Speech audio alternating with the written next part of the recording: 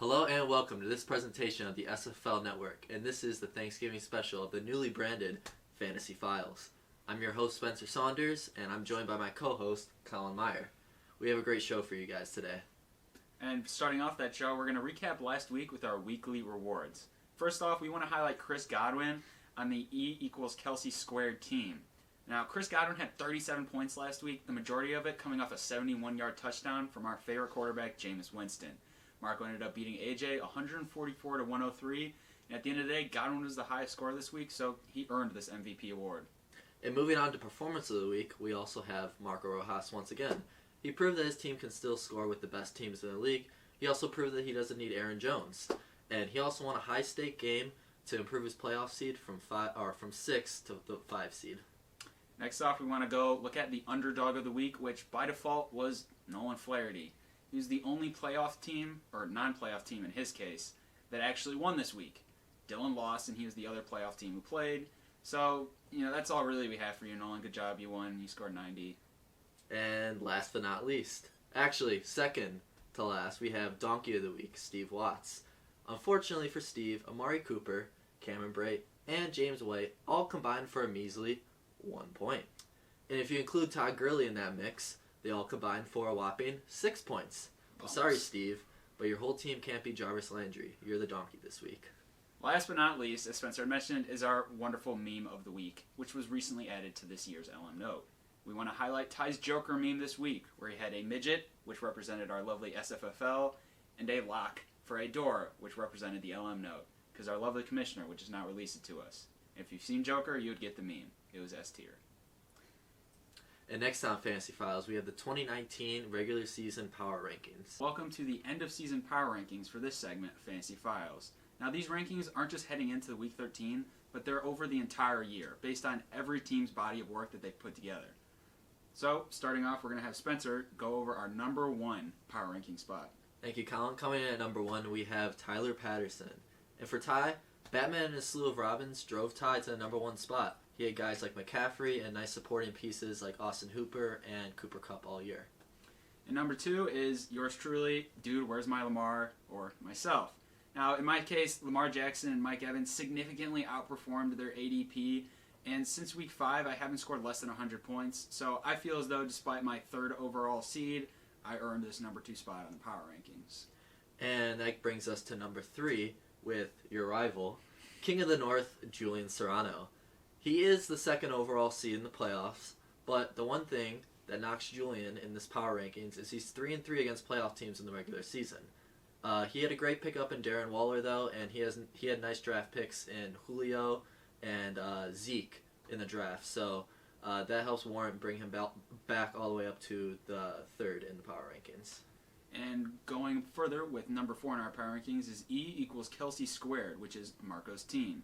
Marco had arguably the best draft in the SFFL, with guys like Aaron Jones, Chris Godwin, and Allen Robinson all perform their ADP significantly. In addition, Marco's first in points for, so he put together almost a perfect season, but at the end of the day, he still finished 7-5 due to some ugly losses throughout the year. And then at number 5, we have No Place Like Mahomes, Scott Zacher. He overcame injuries all year. He had injuries to Patrick Mahomes, Devontae Adams, Keenan Allen. He lost 4 out of 5 games from Week 5 to Week 9. But he wheeled and dealed himself all the way back to a playoff spot. He made a whopping 4 trades, which is a lot for Scott. Usually Scott only makes 1 or 2 trades a year, so that was a shocker. But hats off to Scott for sticking through, overcoming adversity, and trading himself back into the playoffs. Coming in at number 6, maybe our first controversial ranking, but it is my co-host here, the owner of Keep Calm and Carry On, Spencer Saunders. Now, throughout Spencer's entire year, he was actually 3-3 against playoff teams, which isn't that bad for someone who ended up being 5-7 on the whole year. He had a really strong start with a lot of his players performing, and once Carry On went out and Melvin Gordon started to step up, it at the end of the day just wasn't enough, which is why Spencer not only didn't make the playoffs, but also only got number 6 in our power rankings. And that takes us to number 7 with another controversial pick, and that's Big Leg Lutz, Steve Watts. Now, although Steve has kind of been hot lately, especially in the last 4 to 5 weeks, especially with his trading away Tyreek Hill for Amari Cooper and James White, he's only 1-5-1 against playoff teams in the regular season. and that one win is against Colin, who was without Saquon. So we like Steve as a dark horse in the consolation bracket, but as far as Steve warranting himself to jump up in the power rankings, we just can't give that to him. Yeah, Steve avoided the spicy wings, but did not secure the playoff spot. Coming in at number 8 is Dalvin and the Cook Monks. And although they're a playoff team, and you do have to respect Dylan's ability to make the playoffs, he struggled mightily throughout the year after he couldn't hold up any other players on his team besides Michael Thomas and Dalvin Cook. And while those draft picks were certainly impressive, he only has one win the entire year against a team that scored more than 100 points, which is why he fell all the way to 8 in our power rankings. And now this is where things start to get a little fun. This is where we've come into our last 4 rankings, a.k.a. our bums, the bottom feeders of the league. This is where we start cooking you guys, sorry. So first off, at number 9, we got Welcome to the Hilton, AJ Friend. He had injuries and no depth at all, so that's a bad combination right there. Because if guys get injured, who's going to step up? TJ Hawk, Curtis Samuel, I don't know. Other thing too, Steve said it earlier in the year, but the way you make the playoffs with Kamara is Kamara's got to play first, so that hurt AJ a lot. Third off actually, Kenny Galladay isn't a wide receiver 1. Despite from what I've heard from Colin, I heard AJ thinks that Kenny Galladay is better than Mike Evans. Not sure about that one. And on top of that, when Marvin Jones is the better receiver on your own team, that's when you know things are going downhill for you this fantasy season. Certainly. And coming in at number 10, we have our next bum up, and it's going to be Dick Flair Drip, Nolan's team. Now, Nolan's here because he had more wins than Jack and Jake at 4. And that's impressive enough because you're the third of the, bums. But at the end of the day, you can encapsulate Nolan's entire season into 6 words. He had a pretty decent draft and pretty awful trades. And that takes us to number 11 with Jack's Bums, a.k.a. Jack Ponks. The name itself should say it all, but despite hitting on the running back position in the draft and also on the trade market, the wide receivers were a big hole, especially after he traded away DeAndre Hopkins. But the thing that really brings Jack all the way back down to the 11th spot is he finished with 3 straight losses, so there's not much you can really do about that. All right, and finishing off at number 12, if you haven't noticed yet, it will be, I got a feeling, Jake. So let's get going on Jake's team here. First of all, Jake only scored more than 108 points once the entire season. And that was that weird aberration week where everybody scored a lot of points. And Jake's issue the whole year is he just can't start the right guys. Was it Philip Lindsay? Was it Devontae Freeman? Was it Adam Thielen? Nobody knows, and especially not Jake. At the end of the day, Jake was able to secure back-to-back 12 seeds heading into the consolation bracket, which is almost impressive in itself. But Jake is the Hot Ones defending champion, so he does have that to rest his laurels on. Thank you, Colin. And next up, we'll have our Week 13 guest with an interview, and there's much more on the show for you guys. Stay tuned. After what was the most dominant run we've seen any single team go on this season, this team struggled down the stretch, going 1-2 before a 144-point win over AJ last week. He currently sits at the 5 seed after making the playoffs in back-to-back seasons. The only knock I have against this team, though, is one thing and one thing only. He lost to Nolan. Ladies and gentlemen, it is my pleasure to welcome Marco Rojas to the set. Thanks for joining us, Marco. How are you doing today? I'm doing good. How about you? I'm great. So, to start things off, how does it feel to make the playoffs for the second season? I want to say I fucking hate that you had to point out that I lost to Nolan. But, okay, so making playoffs, it's actually a pretty big deal because, I'm a first-time player, obviously. Second season. Second season.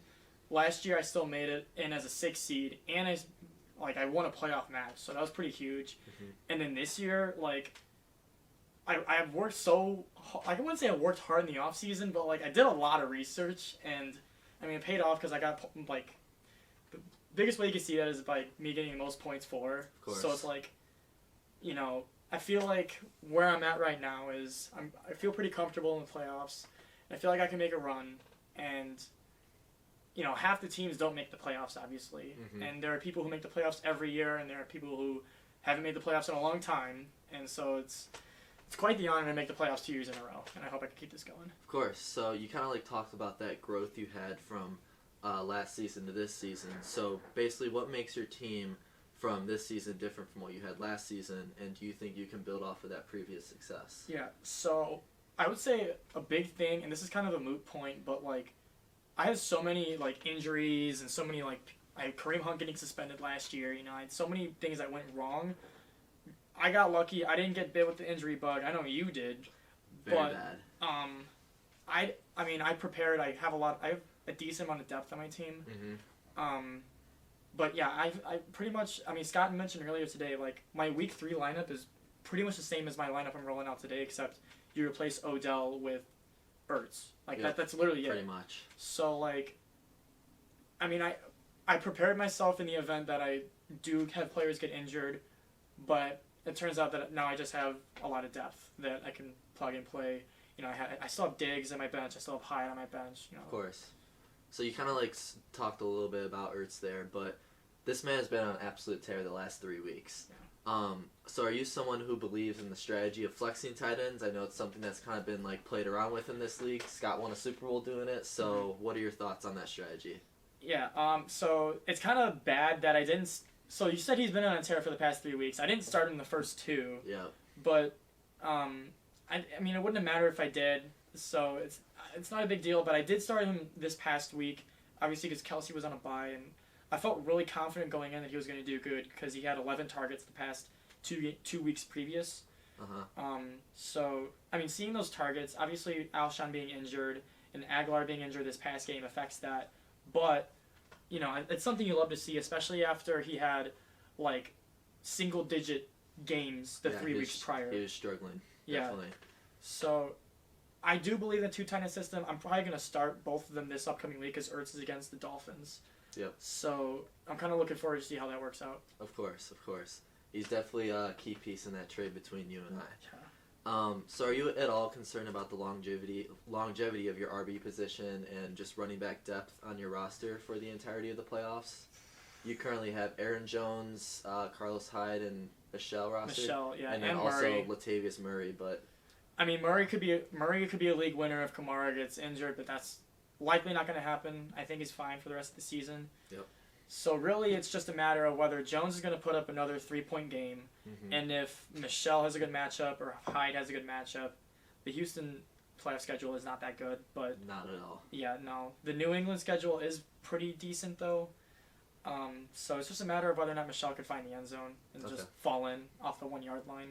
Gotcha. So, yep. Yeah. Okay, so but what about your quarterbacks? You have a crab-leg thief and Captain Kirk currently rostered, but both of them have been kind of streaky this season. So what are your thoughts on that? Okay, well, I know I said previously that the QBs were a position of concern to me, but I'm here to say that I do not have that concern anymore.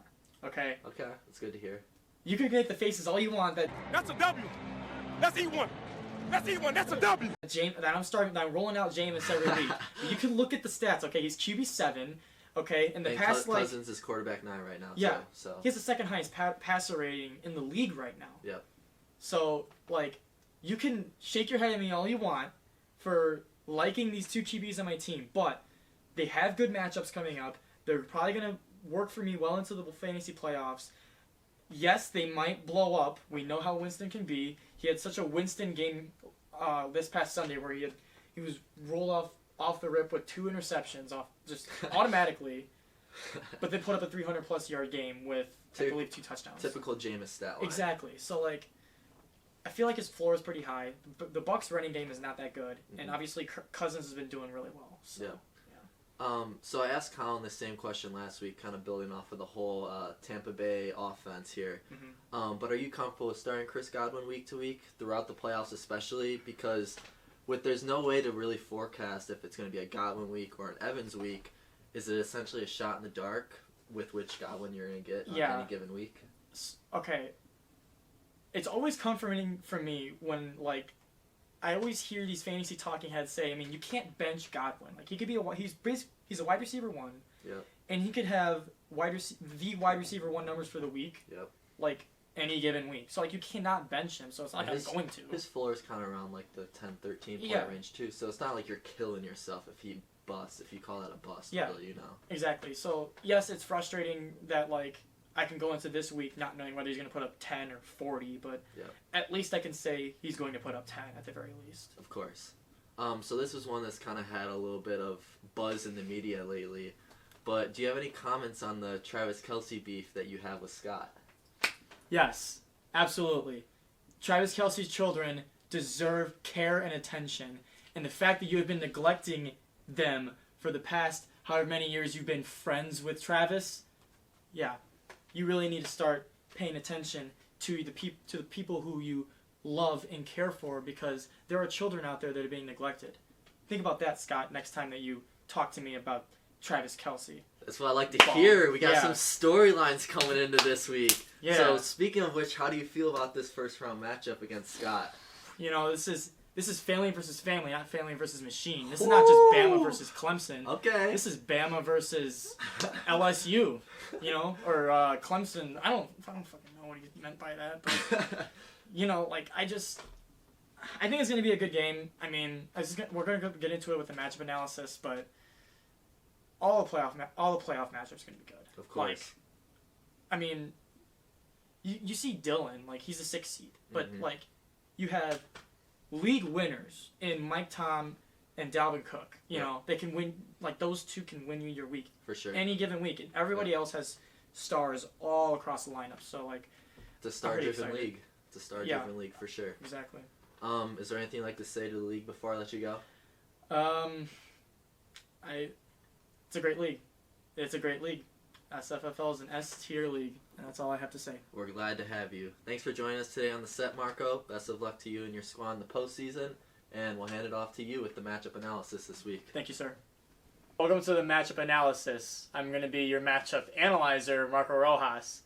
So we're going to start at the 3 seed versus the 6 seed. It's going to be Colin, Dude, Where's My Lamar, versus Dalvin and the Cookmonks, Dylan Patel's royal lineup of literally just Dalvin Cook and Michael Thomas. But you would think that until you notice that he also has DJ Chark on his squad too. And he has DJ Chark going up against Tampa Bay. So right off the bat, I mean, that's going to be like 50, 60 points right there. But if you want to look into the matchup itself, you're going to have to start at the QBs. So you're going to have Lamar, and he is going to be going up against San Francisco. And that is a difficult matchup, to say the least.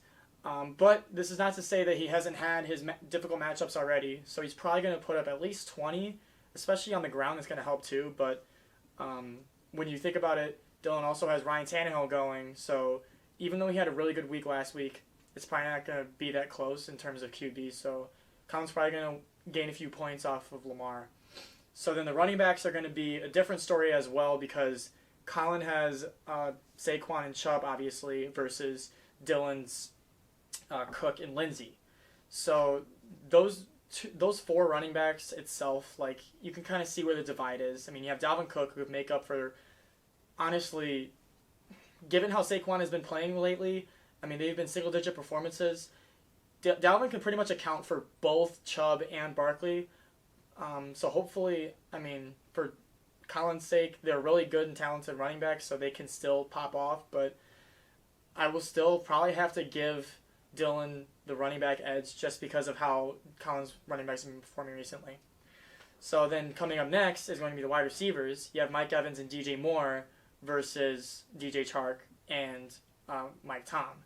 So the deal with Dylan's receivers is that the matchups are just astounding. Like, Mike Tom is playing against Atlanta, I believe, and then Chark is against Tampa Bay, as I explained before. And those are two of the worst passing defenses in the league. So right away, that's going to be a huge margin.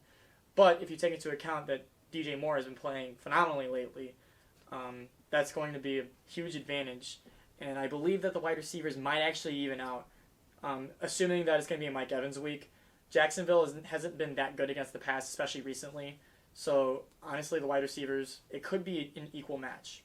So with all that being said, I will probably have to give this matchup to Colin. Pretty much the only scenario where Dylan beats out other positional aspects would most likely be the running backs, because Dalvin Cook is just so dominant. And also maybe the wide receivers, just based off of how many times each wide receiver can find the end zone. So next is going to be the 4 seed, No Place Like Mahomes, versus the 5 seed, E KelcE², which is my team. So you have to start at the quarterback. I'm starting Jameis Winston. That's a W. That's E1.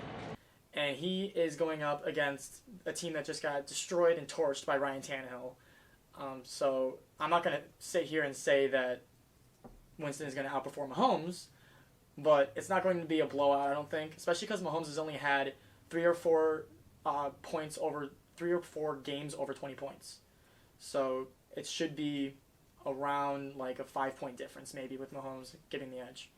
And then the running backs is going to be a little worrisome for the E KelcE² squad because the RB2 is awful. Sony Michel sucks. But Aaron Jones against the Giants is a very good matchup. But when you take into account that Scott also has Davante Adams, who's also playing against the Giants, obviously, they kind of equal each other out. So you have Mark Ingram, who is pretty dominant as of late. I'm about that. Big trust. Woo, woo. Going up against Sony Michel, and that's no good whatsoever. Ronald Jones is probably going to put up an easy 12 floor performance. They're going up against the Bucs are going up against Jacksonville, so it's going to be probably a pass-first approach to the game. So then the wide receivers, I mentioned before that Davante Adams is up against the Giants, so he's going to pull a Janoris Jenkins. Shadow, as we saw, he kind of got torched by Allen Robinson last game, so it's probably going to be the same thing this game. We also saw versus the 49ers that he got a lot of targets, so he's probably going to put up a good 18, 20-point performance.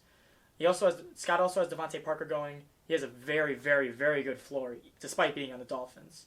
So that is probably going to be a good 13, 15 points right there. Meanwhile, I have Godwin. Your guess is as good as mine as to whether or not he's going to put up 30 or 10. Honestly, that might be the game breaker right there.